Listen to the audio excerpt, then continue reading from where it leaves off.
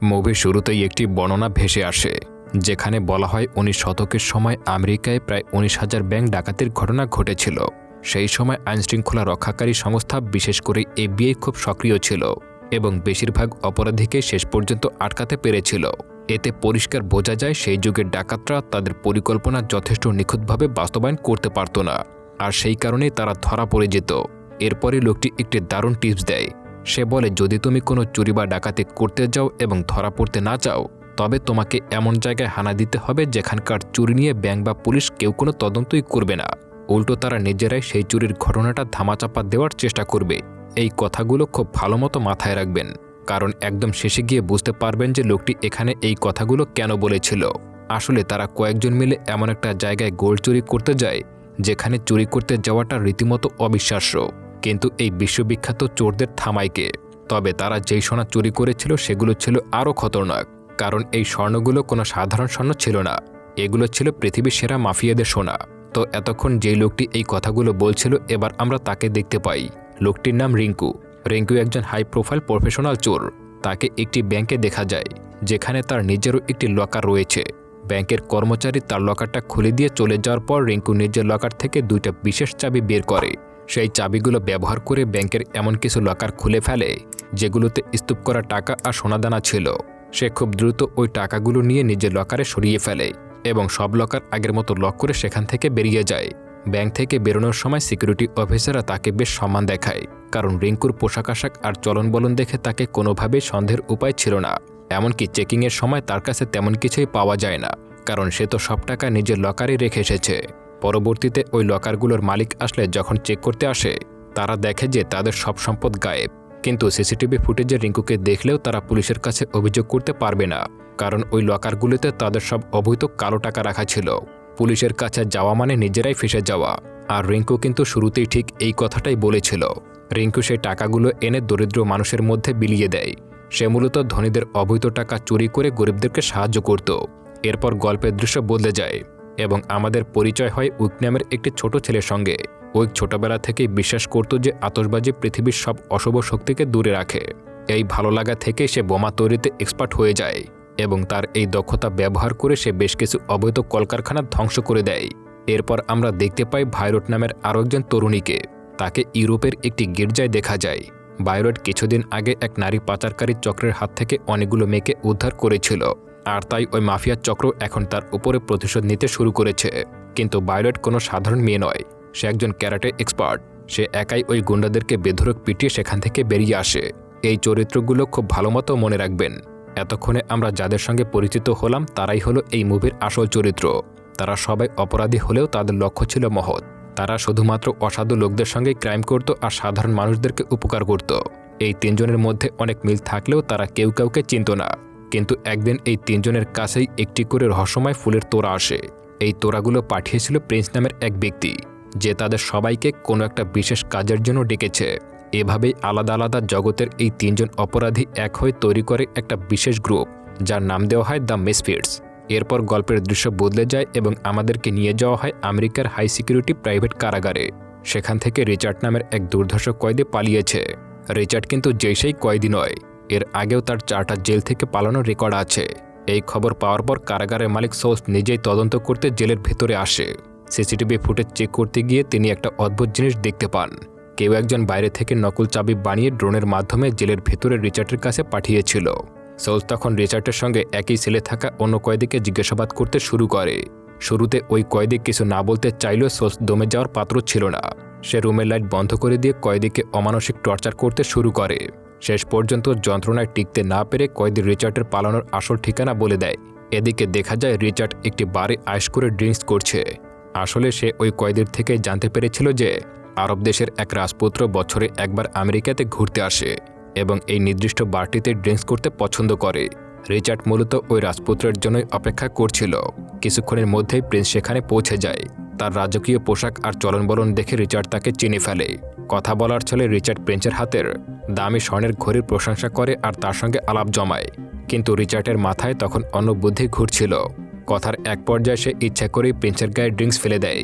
এরপর সেটা পরীক্ষা করে দেওয়ার নাটক করতে করতে খুব সাবধানে প্রিন্সের পকেট থেকে তার মানিব্যাগ আর কি কার্ড হাতিয়ে নেয়। রিচার্ড যখন সেখান থেকে বেরিয়ে যাচ্ছিল তখন প্রিন্সের বডিগার্ড তাকে ধরে ফেলে আর তার কাছ থেকে মানিব্যাগটা উদ্ধার করে তাকে আচ্ছা করে মারপিট করতে শুরু করে। কিন্তু বডিগার্ডরা বুঝতেই পারেনি যে রিচার্ডের আসল উদ্দেশ্য মানিব্যাগ চুরি করা ছিল না। সে তো আসলে প্রিন্সের হোটেল রুমের কি কার্ডটা নিতে চেয়েছিল, যেটা সে সফলভাবে নিজের কাছে সরিয়ে ফেলেছে। এরপর রিচার্ড সোজা চলে যায় প্রিন্সের হোটেল রুমে। সেই কি কার্ড দিয়ে দরজা খুলে ভেতরে ঢুকে তো সে অবাক, কারণ অনেকগুলো দামি রাজকীয় ঘড়ির কালেকশন ছিল। রিচার্ড দেরি না করে পুরো ঘড়ির বক্সটাই নিজের ব্যাগে ভরে নেয়। ঠিক ওই মুহূর্তে প্রিন্স রুমে চলে আসলে রিচার্ড দ্রুত কোথাও লুকিয়ে পড়ে এবং সুযোগ বুঝে পরে রুম থেকে চম্পট দেয়।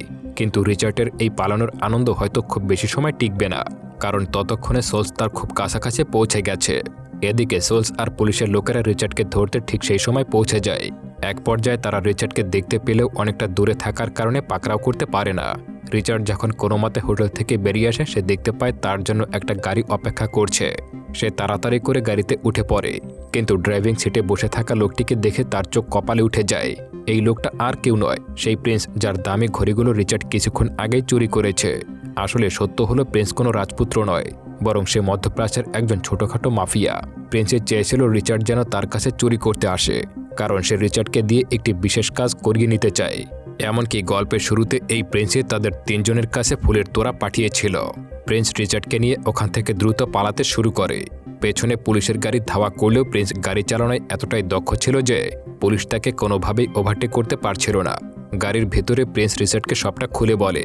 রিচার্ড যেহেতু অপরিচিত কারোর সঙ্গে দেখা করে না এবং দায় না ঠেকলে কারো হয়ে কাজও করে না, তাই প্রিন্স এই চুরির নাটকটা সাজিয়ে রিচার্ডকে নিজের কাছে নিয়ে আসে। প্রিন্স তাকে সরাসরি প্রস্তাব দেয় যে সে যদি তার এই বিশেষ মিশনে কাজ করতে রাজি না হয় তাহলে এখনই তাকে পুলিশের হাতে ধরিয়ে দেবে। কোনো উপায় না পেয়ে রিচার্ড তার কথায় রাজি হয়ে যায়। প্রিন্স রিচার্ডকে নিয়ে সোজা এয়ারপোর্টে পৌঁছে যায় এবং সেখানে রিচার্ড সহ ওই বাকি তিনজনকে নিজের প্রাইভেট বিমানে তুলে নেয়। পুলিশ পৌঁছানোর আগেই তারা আকাশপথে পালিয়ে যায়। এরপর মধ্য আকাশে বিমানে বসে প্রিন্স তার আসল টার্গেটের কথা খুলে বলে। প্রিন্স জানায় সোলসের বানানো কারাগারগুলোর মধ্যে একটি বিশেষ কারাগার রয়েছে মধ্যপ্রাচ্যে। মিসেস সোলস সেখানকার এক ভয়ঙ্কর জঙ্গি সংগঠনের সঙ্গে চুক্তি করেছিল, যে সংগঠনের লিডার হলো আবু হুবা। ওই জঙ্গিদের কাছে অবৈধ সোনার বিশাল ভাণ্ডার রয়েছে, যার দাম কয়েক হাজার কোটি টাকা। তারা এই সোনা বিক্রি করে সংগঠনের জন্য অবৈধ অস্ত্র আর মাদক কেনে। ওই সোনার বারগুলো রাখা আছে মধ্যপ্রাচ্যে সেই দুর্ভেদ্য কারাগারে। পুলিশ প্রশাসন বা অন্য কেউ আজও ওই জঙ্গিদের এত টাকার উৎস খুঁজে বের করতে পারেনি। আর এখন কাজ হলো কড়া পাহারা দেওয়ার মধ্য থেকে ওই সোনার পাহাড় চুরি করা। জঙ্গিদের এই বিপুল পরিমাণ টাকা যে কোনো দেশের জন্য চরম বিপদের কারণ হতে পারে। প্রিন্সের আসল উদ্দেশ্য হলো ওই কারাগার থেকে সব সোনা চুরি করে জঙ্গিদের মেরুদণ্ড ভেঙে দেওয়া। তবে কাজটা মোটেও সহজ নয়, কারণ এর সঙ্গে জড়িয়ে আছে ভয়ঙ্কর এক জঙ্গি সংগঠন। এর মধ্যেই সবাই মিলে সংযুক্ত আরব আমিরাতের আবুধাবিতে পৌঁছে যায়। আবুধাবিতে এসে সবাই আলাদা হয়ে যায়। যাওয়ার আগে তারা রিচার্ডকে বলে যে রিচার্ড যদি এই মিশনে কাজ করতে রাজি হয় তবে যেন তাদের সঙ্গে যোগাযোগ করে। দেখা যায় রিচার্ড আবুধাবির একটি বিলাসবহুল হোটেলে ওঠে। সেখানে হঠাৎ করেই তার দেখা হয়ে যায় তার একমাত্র মেয়ের সঙ্গে। রিচার্ডের মেয়ে জাতিসংঘের হয়ে কাজ করে। অনেক বছর আগে রিচার্ডের স্ত্রীর সঙ্গে তার বিচ্ছেদ হয়ে যাওয়ার পর বাবা মেয়ের মধ্যে সম্পর্ক ছিন্ন ছিল। মেয়ের সাথে কথা বলার পর রিচার্ডের মনে এক ধরনের পরিবর্তন আসে। সে প্রিন্সের কাছে গিয়ে এই মিশনে কাজ করার জন্য রাজি হয়ে যায়। তবে রিচার্ড এখানে দুটি শর্ত দেয়। প্রথমত, পুরো চুরির পরিকল্পনা হবে তার বুদ্ধিতে, আর দ্বিতীয়ত, চুরির পর সম্পদের অর্ধেক পাবে রিচার্ড আর বাকি অর্ধেক পাবে অন্যরা সবাই। আসলে এই সোনা চুরির মূল উদ্দেশ্য কেবল জঙ্গিদের থামানো নয়, বরং এই বিপুল পরিমাণ টাকা দিয়ে গরিব ও অভাবী দুঃখীদের সাহায্য করা।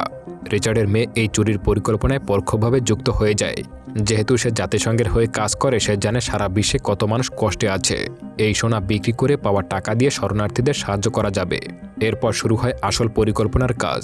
রিচার্ড একটা প্রজেক্টরের মাধ্যমে কারাগারের ভেতরে সব তথ্য সবাইকে বুঝিয়ে দেয়।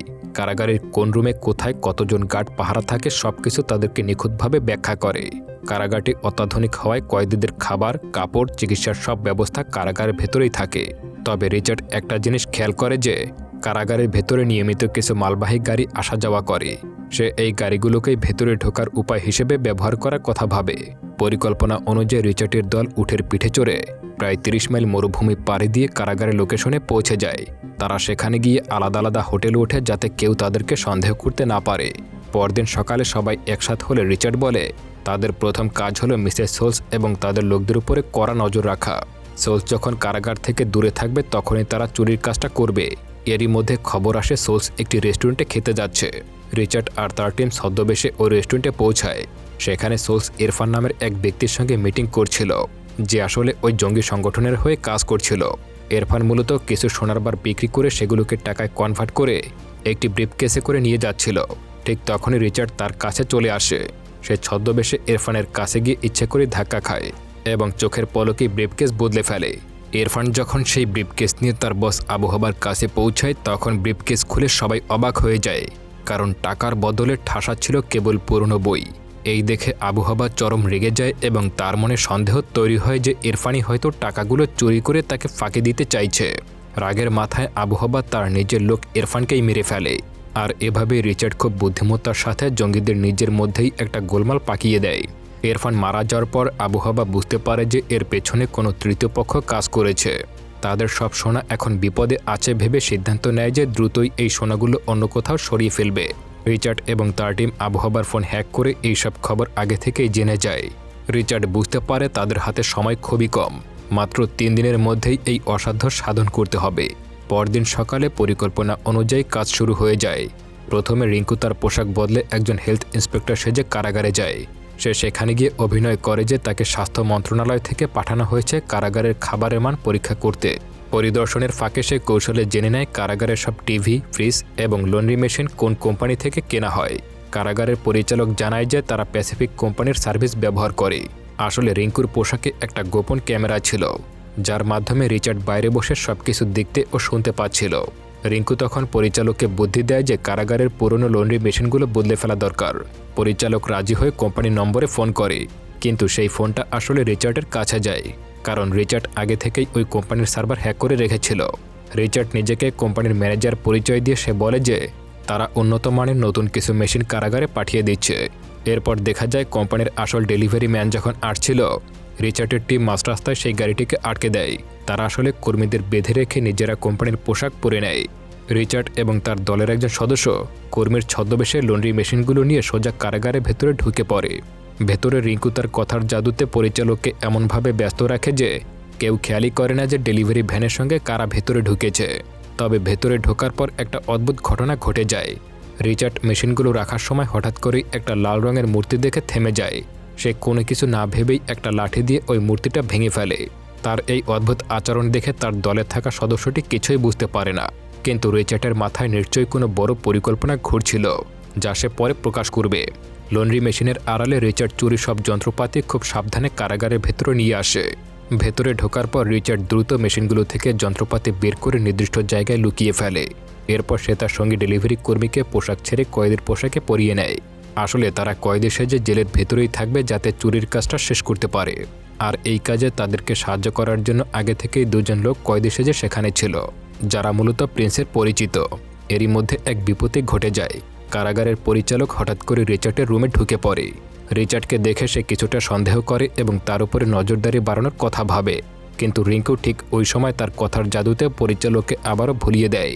রিঙ্কু এতটাই নিখুঁতভাবে অভিনয় করছিল যে পরিচালকও শেষ পর্যন্ত তাকে সন্দেহ করে না।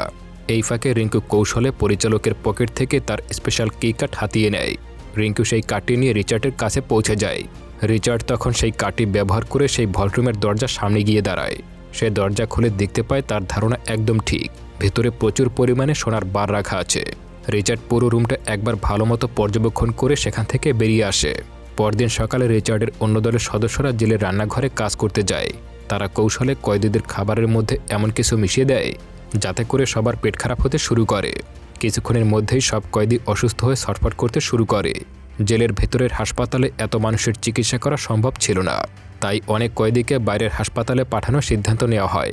ঠিক এই সুযোগটার জন্যই তারা অপেক্ষা করছিল। আগে থেকেই ভায়োলেট আর উইক অ্যাম্বুলেন্স নিয়ে জেলের বাইরে তৈরি ছিল।